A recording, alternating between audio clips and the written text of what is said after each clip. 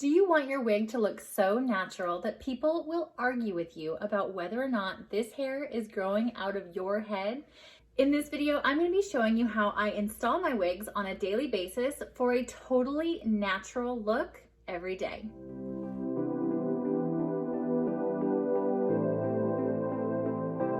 Welcome to The Wiggy Woman. I am very excited to be bringing you this tutorial today. This tutorial was inspired by a post that I made on a support for hair loss Facebook group. And essentially, I was telling a story about how I was returning a wig at the post office, and the lady at the counter could not believe that I wore wigs. And when that happened, I thought it was so funny because it happens to me all the time.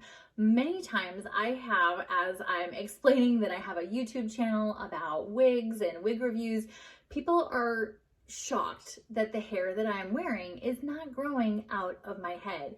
And more than once, I have actually had to lift up the lace to reveal my hair underneath to prove that my hair was in fact a wig. Today, I'm going to be taking you through step by step the routine that I go through every day when I'm getting ready in the morning to make my wigs look completely natural.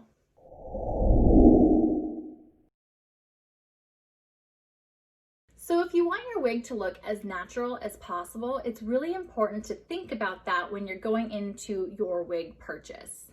If you're normally a natural brunette and you want to have a platinum blonde wig, you're going to have a much easier time blending and installing that wig if you have some aspects of the wig that draw on your own natural features. So once you've found a great wig, I'm going to show you how to install it for a completely natural look.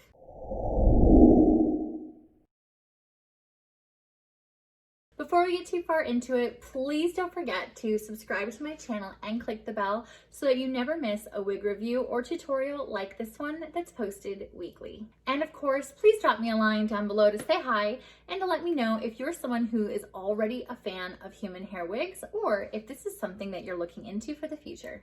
And let's get to it. So since today we're talking about a human hair wig being so convincing that people won't believe it's a wig, we're going to start with the wig itself.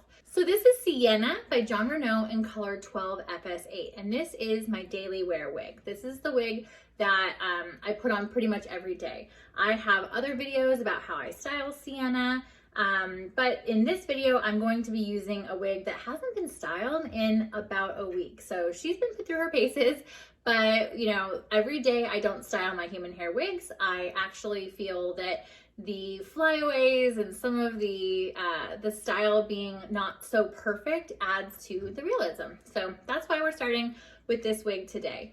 When you get a really good human hair wig like this one, you don't need to pluck this part. This part is already, you know, some people even think it's too sparse, but that's part of the magic of these kinds of wigs. So, you know, I am getting this very, very natural result because I've invested in a human hair wig that is got a lot of really good features, like a pre-plucked part line that looks very, very natural and allows me to style this very quickly on a day-to-day basis. I have already, you may have noticed, put in my part line. So this is not what it would look like straight out of the box, but if you check out this video right here, you will see how I add foundation underneath the lace and monofilament and to create like a faux bleached knots effect. And I have also added a little bit of foundation inside the part line to, again, really accentuate that this is scalp and is not, you know, fabric like in a wig. It really sets off that skin scalp effect and helps, you know, really add to the realism of this wig. So if you want to see how I do that step by step, you can check out this video right here. And I only do that step every time I wash my wig because this foundation concealer is going to stay you know, really until I add some shampoo to it. So this video today, I'm just focusing on like the daily style, how I install it, how I wear it, and how I make it look so natural that many times people do not believe that this is a wig. I'm going to start by putting my hair in a low ponytail to get it out of the way, especially because this is a blonde wig and my natural hair color is brown. With my hair secured at the nape of the neck, I'm going to grab my wig grip band, and I did put a link in the description to a really good one. I'm going to kind of flip my hair up and secure the wig grip band underneath so that it holds my hair up in place so I don't have a big bump at the back of my head. I always start with the wig grip around my forehead and push it back into place so it keeps my hair out of the way of the hairline. I'm going to put the wig on in a similar way. I'm going to secure it at the nape, and then it's around my forehead first, and then I adjust the ear tab so it's centered and pull it back towards the hairline, being very careful not to hurt the lace. I'm smoothing out the hair so that I get a nice sleek look. I don't know if this is cheating or what, but having a good quality human hair wig, which by the way, I got this on clearance on a super duper discount, and it was much more affordable than you would think. It probably cost me about the cost of 3 synthetic wigs, and I have one human hair wig that just putting in a part line and putting it on looks very realistic all on its own. So you know, I can curl this wig, I can straighten this wig. In fact, I have a video right here on how to do both of those things. So, you know, for the cost of a few synthetic wigs, you can have one human hair wig that's really, really great. And, you know, it's just going to be more realistic because I'm not going to have to worry about, you know, whether or not the fibers are realistic in texture or in shine, because it's human hair. It's going to look like hair. The right position is critical here. So I'm going to adjust the ear tabs, and I'm going to make sure that that lace is sitting just on top of my natural hairline.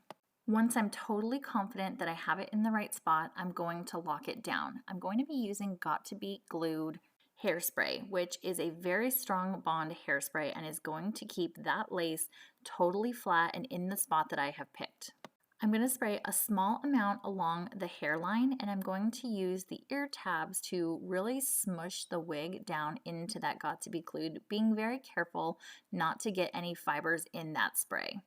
I'm also going to secure the ear tabs down with that Got to Be Glued spray. So I'm going to give it a little spray, and I'm going to push the ear tab down into the Got to Be Glued so I get a firm hold. I'm going to repeat that process on the other side so that this is also secure. You do not need much here, just a little tiny spray. And by pushing it into that Got to Be Glued, it's going to ensure that I have a firm hold for the entire day. Many times you can get away with either a wig grip band or Got to Be Glued, but if you want the most secure, it's going to be best with both. Even though this wig fits perfectly, I do have a low hairline, so some of my hair sticks out, and rather than try and hide it, I embrace it, and that's why I love these rooted shades. So I'm going to pull out some of my hair from that ponytail from underneath these ear tabs. Once I'm sure that Got to Be Glued is dry, I'm going to take some foundation and I'm going to apply it first to my hand because I don't want any big splotches, and I'm going to then blend it gently along that lace to kind of seamlessly transition between my forehead and the hairline. Next, I want to focus on that part, and I'm going to take the foundation up into where that part line is because I really want to accentuate almost like a little bit of a receding hairline because I don't want that part line to be too perfect. And lastly, I'm going to blend it all in so that I have a very smooth and seamless transition. Now I'm going to grab a brush and I'm going to comb the fibers down because I want to try to break up and rescue any hairs that are stuck in that Got to Be Glued. It's really important that I comb down and not up because I don't want to lift up the lace. But I am kind of giving the brush a little bit of a wiggle because I want to try and catch as many hairs as I can and separate them from the cap.